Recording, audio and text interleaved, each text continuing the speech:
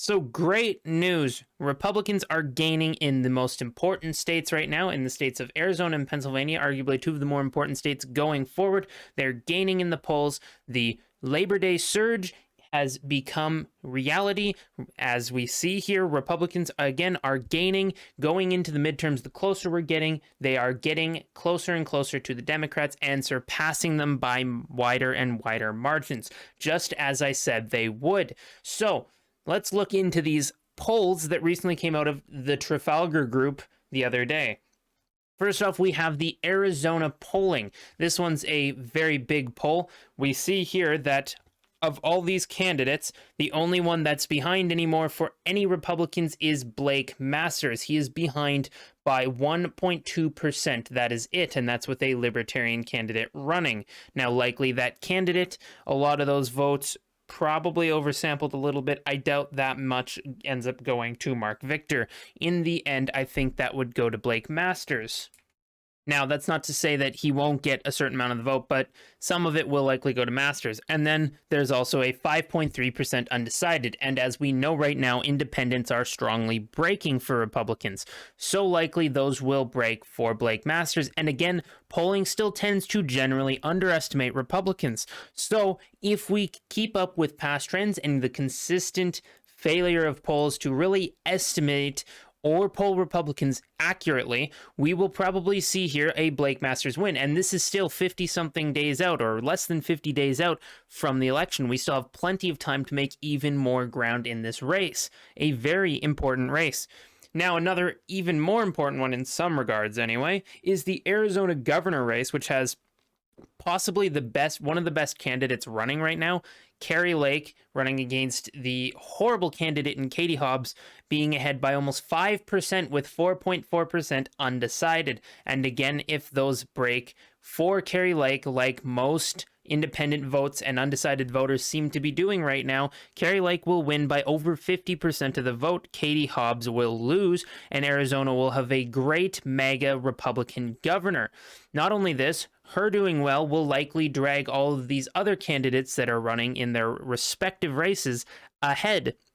We also see the Secretary of State race, Mark Fincham, is winning as well by a 6-something point margin. That is an impressive margin. Now, again, there's a very high amount undecided here, but as I've said, independents are breaking for Republicans, so that trend likely continues here. It's not something I need to keep repeating, but the Attorney General race also has Abraham Hamada ahead. He has 50% of the vote, so he doesn't need a lot of this to actually win, and he likely will get more than enough of it to win it. In the end, all of these MAGA Republicans are winning their races. They are leading in the polls, and they're gaining in the polls. Yes, Blake Masters is still behind a small amount, but that is a very, very easy margin to make up. That's only 1 point. That is by far one of the easiest margins that he could make up. And I do think he will, not only in the polls, I do think he'll be leading the polls by the time the midterms come, but I do think he will ultimately win the election as well, probably in a lean margin. Now, it's not going to be big, but I'd say around 2 points. I think he beats the incumbent Mark Kelly. And on top of that, if these trends continue as well for Kari Lake, I could very well see her winning by a likely margin at this point, which was something I didn't really perceive happening. I at best gave it a lean margin, but I'm starting to change my mind on that because this is a good sign. This definitely shows that there is a good chance that Kari Lake could win in a likely margin, and that was very unexpected. I would not have put that as a possibility even a few months ago. Now, another important state to look at, we have the Pennsylvania polling. This one, again, it doesn't look as favorable for Republicans, but we have to consider here, this is a far out poll. We're not in the end game yet. There's still plenty of time to make up ground, and this is a massive step forward for Republicans. Now, again, whatever your opinion of Oz is, it doesn't really matter in this case. Yes, I don't particularly like him. He's not my favorite guy, but he is better than Fetterman. He is a socialist. The guy has horrible health issues.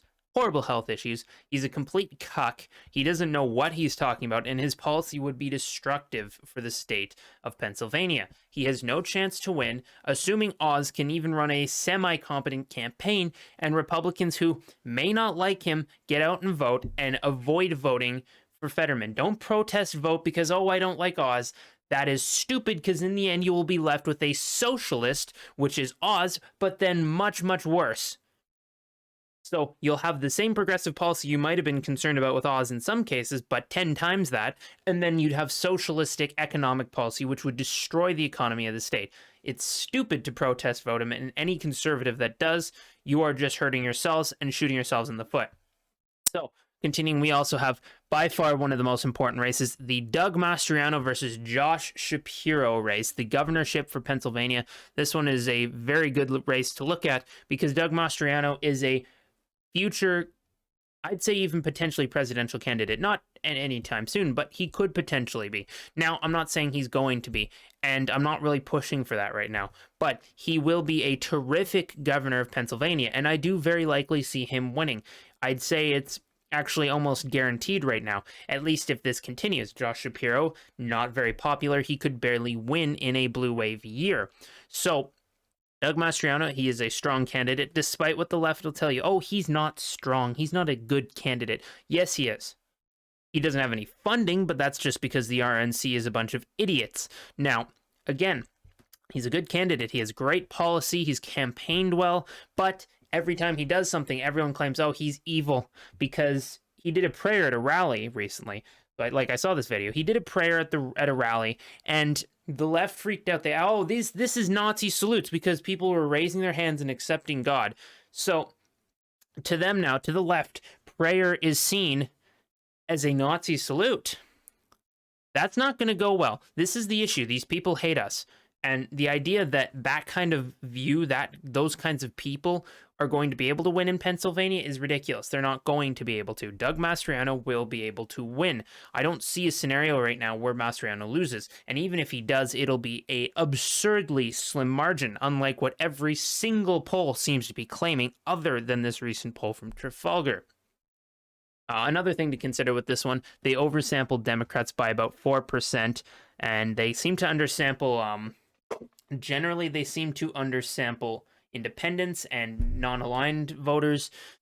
They make up a decent margin of the state of Pennsylvania, and right now, again, I said this before about Arizona, unaligned independent voters are breaking for Republicans. So, that is an important statistic to recognize. In the end, realistically, that will have a very big impact on this race.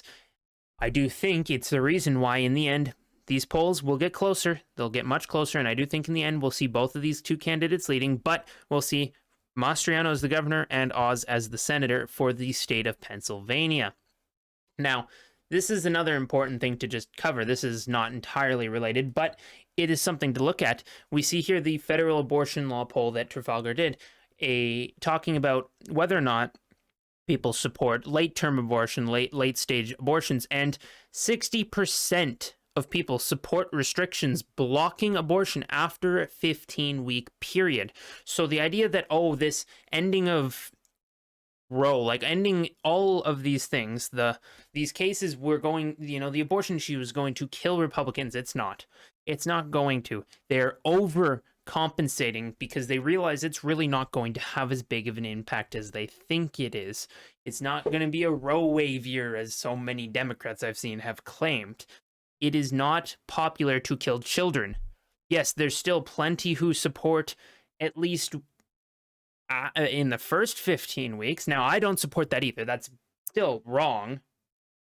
Now, I don't support that either. That's still wrong, but it's still something to consider. And right now, nothing has really been done to completely ban it across the country. It's really only been a few things in a few states that are already fairly conservative. So again, abortion is not going to have as big of an impact on these races as the Democrats are claiming, and so many neocon establishment losers have also claimed because they want MAGA Republicans to lose.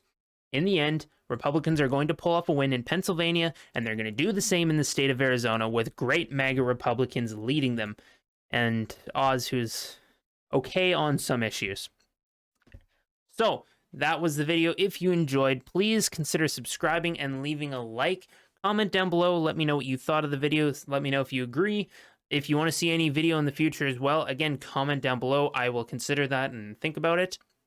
If you want more content, I also post on my other socials. Links will be in the description of the video. That's all for now. Hope you guys have a good night.